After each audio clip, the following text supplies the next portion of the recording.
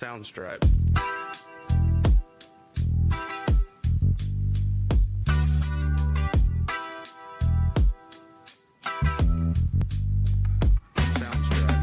So today we've got Kat. Welcome. Thank you for joining us. And we're going to be looking at how you can show up in your brand stories. So perhaps give us a quick intro into what your experience is with crafting brand stories, especially for small and micro businesses. So I think a great case study to start with is my own, funnily enough. So when I started, my business, which is nearly 7 years ago, where's that time gone? I wasn't showing up in any of my photos, or I wasn't really sharing my story. And I think I was about 1.5 years in before I actually had a photo of myself on my own grid on Instagram. I was watching the trends of what was happening, and this was the time when stories were starting to become a lot more prevalent, and talking on the camera and all of those things, and I'm like, I don't think I can hide anymore. So I put on my big girl panties and I contacted a photographer and did my first brand shoot. Something that was completely out of my comfort zone, something that I'd never done before, and started using that, and my engagement went up over 300%. So funny about that. Funny, because really the thing you need to remember is that especially when it's you and you're running the show and it's your business, people want to know who they're dealing with. So you've really got to put yourself out there so that it's like almost breaking down the anxiety of meeting somebody new. They've already got a sense of who you are and what you're about, and that will draw more people in than hiding. Because I think, and you would probably find, and I've had comments that people who have followed you on Instagram and Facebook feel like they know you, and then are not surprised that when they meet you in person, you're exactly like you are. That is the whole point. But I think that's also where you completely understand that, and you do a really good job with your clients as well of making sure or encouraging them to turn up and be themselves. And whether they do have a small team or a large team, but it's about tell those stories, tell who's working behind the scenes, share that, because that engages people. We're naturally interested in other people as humans. Yes, we're all voyeurs. That's right. And I mean, I say it regularly, the Wizard of Oz, I think if anything, has taught us to be voyeurs, because we all want to know what's behind the curtain. That's it. So, you don't have to give away the whole kit and caboodle of your whole entire life. It's social media, it is your highlight reel, to some degree. There is merit in showing when things go bad as well, because, it humanises who you are. But you don't have to show absolutely everything. But what you do show is enough to be able to create a story and get people to get to know you, because at the end of the day it comes down to know, like, and trust. So if you're putting yourself out there and showing up within your brand, people get to know and like you, and then the idea is that they will then give you their money. And how would you recommend, so small businesses, micro businesses who needing to really sort of like hone in, how would you recommend that they get started in uncovering that brand story or sharing that brand identity? How can they, what are some just simple things to start doing? I'll take it really back to grassroots. It does. You don't have to go out and have a photo shoot, You don't have to do TikTok dances. Geez, no. Hopefully, I think the days of that is done. I hope. Let's leave that for the tweens. So we're probably not the target. And also they're not your target audience either. But it is, it can be, setting up your camera and actually, having a few poses and having a timer on. Doing a few selfies, just start. Time lapses. And doing some time lapses. Doing your work, because again, people are interested in behind the scenes. What's the process? And if you're not ready to turn the camera around on yourself, you can have the camera turned away and talk to it, or do a voiceover of stuff as well. Or show your hands making something or doing something. All of those things until you get yourself feeling like you're ready. Yeah. And, I don't think that it's a lack of confidence because you've started a business. Yeah. You have the confidence in yourself Yeah. to begin with. What you're missing is, I think, the permission in yourself to be able to do it. Yeah. The curiosity as well. So, it comes down to, giving yourself permission to show up and be you. Yeah. And, the worst thing you can do is put on some kind of show of what kind of person you could be. Or you think you should be, because it's not sustainable. No. You don't want to be, I'm your hype girl all the time, because that is exhausting. Be real.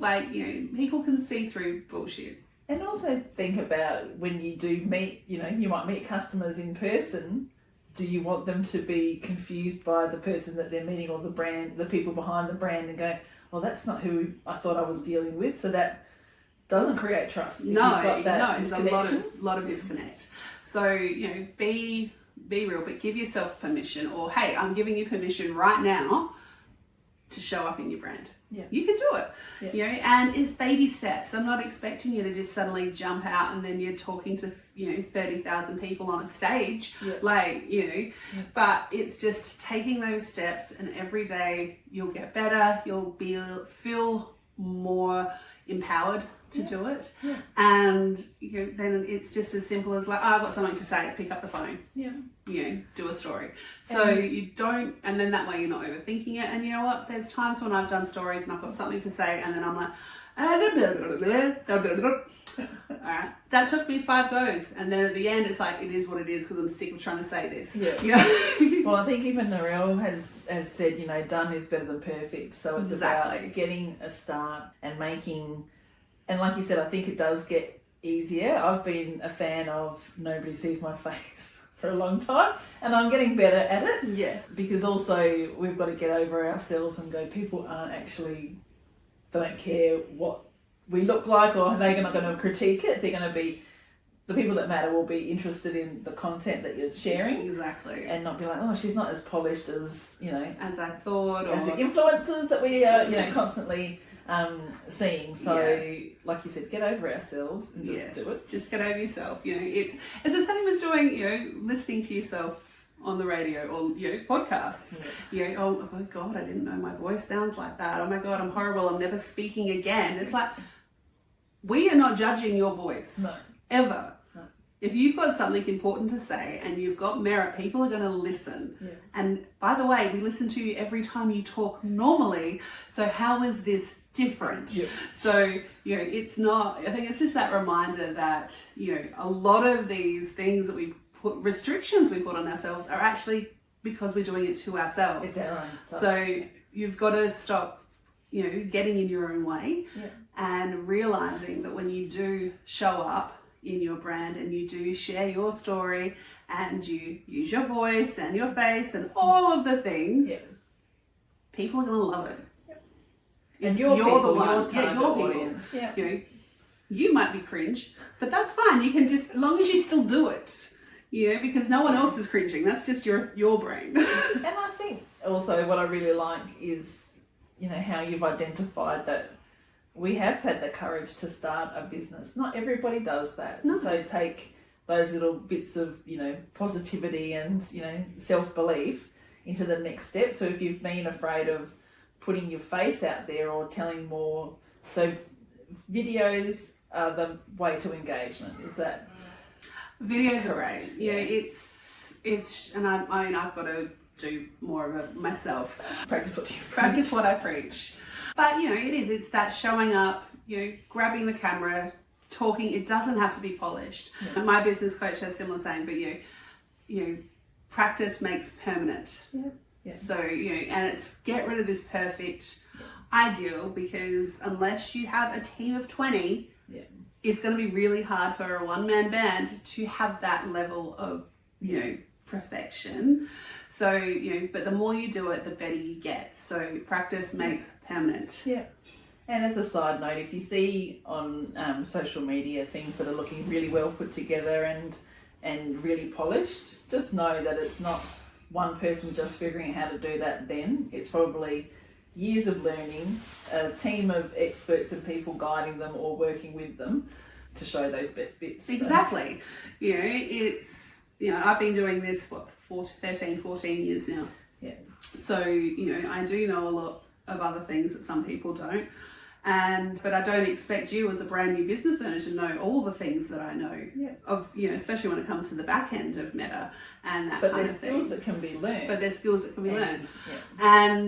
But just start with the basics. You've started a business. That is huge. So, give yourself the biggest pat on the back, huge high five, whatever you do, high five yourself in the mirror, celebrate that. But, part of that business is showing up. So even if you are, a maker who then sells at the market, what's the difference of you standing at your stall and people talking to you in front of hundreds of people, in front of lots and lots of people, of you showing up on social media? There's no difference. It's just getting more comfortable. It's just getting comfortable with it. Comfortable part. And the thing is, growth is, it's like, you've got to get comfortable with being uncomfortable in business, because you need to step out of that comfort zone. You can't stay in that comfort zone because you won't grow. Yep. And what role does consistency play with building that brand identity and showing up in your story? Everything. Yeah. And what can small businesses do? What can they start? So kind of like, what would, in terms of trying to build up that practice of consistency, what's something? Start with what's sustainable. I've never ever told someone that, you need to be posting 3 times a day, 7 days a week. It's not a sustainable model unless you have staff. All right. And a dedicated team to do that. It takes a lot of effort. So start with consistency of what is easy for you to maintain, and then you can add to it. So, for smaller accounts, you can start with 2 to 3 times a week of posting. You still want to try and do 2 to 3 stories daily, because that will help nurturing your audience. So your stories are really good for nurturing your audience that already follow you. Your reels and your carousels and your posts are very good for reach and engagement and helping new people find you. Find new customers. But the where you will get those people who are your biggest fans are the ones that always see your stories. And so remember to have call to actions in there as well, so you get them to answer a question or use the polls. All of those things come down to nurturing that audience. And by showing up, it actually shows that you care about them as much as they care about you. And it can be, as simple as, if you're a product-based business, you say, look, on a Tuesday, we take all of the orders, we print them all out, and we do something. So Tuesday could be the day where you set up your time lapse. You can take your photos, your video, and share something there. On a Friday, you might always be doing a podcast, so you might be doing stories about podcasts. But you can work out how you can work it consistently, and you try and do it each week. And then by that practice, you'll actually get, more sustained growth as well, and organic growth through those social media. And I was literally got an email from a client today who was like, "Oh, can you look at this? It seems too good to be true." And it was a so-called influencer in PR, and I have my air quotes on. And they're like, you'll get this amount of followers from this post if you pay this much, blah blah. And I went, I'm going to check out her account. And people have been paying her for these posts, and it had the first one I looked at was for a building company, and it had over 1,200 likes on it, but all the comments were, "Oh my god, slay girl," or "You look so great." And it's like, it's a picture of a building. You have all of these comments which are not related to, which means they're all fake bots that are commenting, so it's not real. So the rule of thumb is, if it seems too good to be true. And also, I think key is knowing what you want to get out of it. So knowing what your target audience is, what your goals are as well, are key to how much you show up. So if you've got really, high aspirations of growth, well then, like you said, you may need to be posting videos more. So how can small businesses determine what or which social media platforms are best suited for their brand storytelling efforts? It comes down to where your audience is, so knowing who your audience is imperative for you to be able to know where you should be hanging out online. Yeah. So, if your main audience, retirees, they're not going to be hanging out on TikTok. Yeah. And they're probably not really going to be on Instagram that much. So your main focus would be Facebook. Yeah. However, you've got to remember that if that is your target audience, you might want to be looking towards what would be the next closest generation, which would be on Instagram. But then you've got to remember to tweak that content per the platforms because of who you're talking to, because the audience on Instagram will be different from Facebook. Yeah. So, you'll be talking to people maybe who are preparing to retire, where on Facebook you're talking to those who have already retired. Yeah. And so that way you've kind of got that as a lead through. But if your audience is the younger generations, the Gen Zs or whatever they are, I can't keep up with the alphabet anymore. Gen Alphas and whatever's, they're going to be on TikTok, they're going to be on Snapchat, so then that's where you should be also. So, knowing who your audience is means that you don't need to be everything to everyone because, everyone isn't your target audience. Yeah. And what sort of tools have you used or would recommend for, being able to capture? So we're talking about trying to do more videos, that video editing, on a limited budget without a huge investment, especially for startups. So there's CapCut, you can use that for free or you can pay. Obviously within Instagram, you can do your reels. TikTok, you can do it within the app as well. Canva is a great tool. You can do lots of video editing in there. I use another program as well for larger videos called Wondershare. But there's lots of different things out there, but keep it simple. So use what the apps give you and see what you can do within it. See what you can do within it. You don't have to have a masterpiece. It just has to work. And I always don't overthink it. If you overthink it, then it doesn't happen. So just get it out there. Get it out there, get it done. My first reel, I've got no idea what the hell that was about. But it was horrible. And I'm not just saying that, mine are great now. They're probably not in some standards. But but they are, sorry. But they are. Did you want me to jump in there? Sure, thanks for that. That's so fantastic. Thanks. No, but it's still, I'm just doing it because it needs to be done. And, I know that it's valuable. People, when I do have my moments of, oh, wow, that's a really good thing I should share. People enjoy that moments of brilliance. So I should share that with other people. I shouldn't just keep it for myself. That's really selfish. Yeah. You're doing a really unselfish thing by not keeping it and by sharing it as well. So perhaps, getting better at practicing and, stories are a great way because they're not super permanent. No. So just, if you want to have a dabble, that's probably a good way to start, even though you can keep them as highlights and you can keep them they're also gone in 24 hours. Yeah. So practice, and that's really the key, isn't it? Yeah. And there's it's not really a new trend, it's an old trend coming back where a lot of people are creating Insta sites. Yeah. So basically archiving all of your content and then just having like a pretty grid with 9 squares. Yeah. What people are then doing is just focusing on reels and stories. Yeah. This could work, and I can see the merit in it, especially if you were time poor. However, 3 years ago when reels were huge and that's where they were pushing all of their energy into, that would have worked fantastically for growth. Yeah. These days, they're rewarding everything the same. Yeah. So you would realistically, I think that, while it could work for some, it's not great because at the end of the day, you've got to remember, when you go to someone's profile, what do you look for? Are you there going, oh my God, I'm going to treat their grid? Yeah. Or are you just going, okay, what do they offer? Where are they from? And how do I contact them? Yeah. So personally, I would say you will still keep posting, using... Not everybody goes to a grid profile to look at. No. So keep posting to, show up on Explore, keep in people's feeds.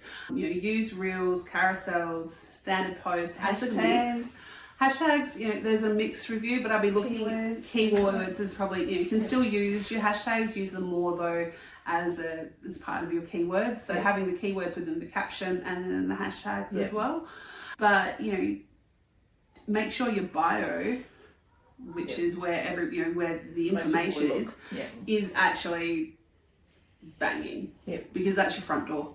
Because you want them to get off that platform. At least with Facebook, you can put a link in there and then people can click away when they see your post. You want to get people to your bio, you want to make sure that it's appealing and you want them to click the links and get to your website or your booking site or your Shopify website or whatever your call to action is. You want them off. Yeah. I know that their Facebook and Instagram's thing is to keep you on the app, but our jobs are to get them to the website to buy the thing or to order the thing or to book the thing. To contact you. Excellent. So, is there anything probably as a takeaway just to finish up in a nutshell, what your advice would be to small and micro businesses that haven't got the confidence, but now that they've listened to you, I think they will have the confidence?